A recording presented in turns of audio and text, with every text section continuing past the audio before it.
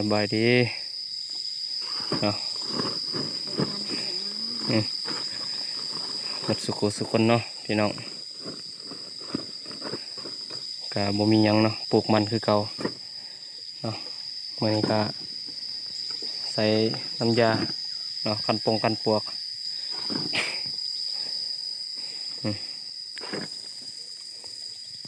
ผู้ว่ามันสิบอกสิไหล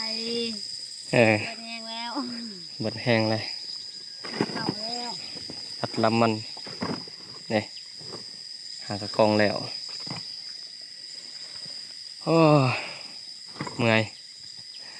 ปลูกมันนี่เมื่อยกับเมื่อยราคาก็จักแนวใด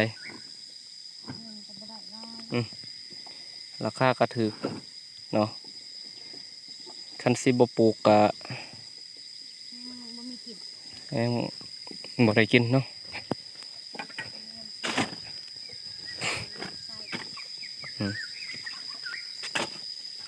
ฝนตกเมื่อคืนนี้เนาะนี่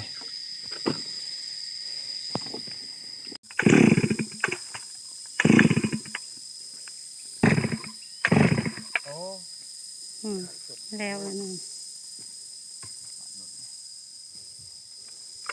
ปลูกมันเด้อพี่น้อง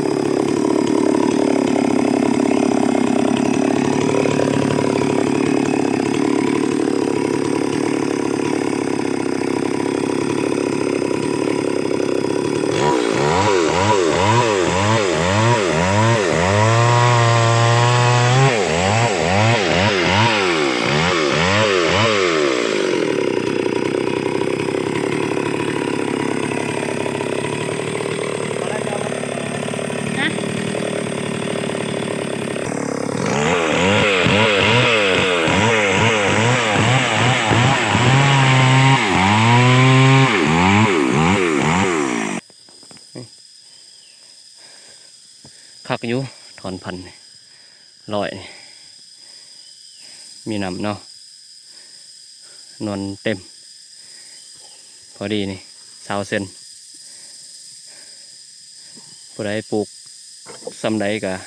แนะนำเด้อทักเด้อว่ายาวซ้ำใดเนาะอันนี้เขาเสียบประมาณนี้เนาะพี่น้องเสียบซ้ำนี้แล้วก็จงไว้2 ตา 3 ตาเนาะเพื่อมันแรงเนาะบางทีมันแรงมันบ่ออกอยู่นี่มันก็ออกตานี้กับตานี้นี่20 เซนเนาะก็งามอยู่ลำมันลอยอยู่หากแต่ว่าเสียดายแต่ว่ามันบ่หลายเนาะนี่แคมหอยไว้แคมหอยนี่ จะได้มันบ่หลายเนาะ มันเอาไปเดือน เสียไว้เต็มถัง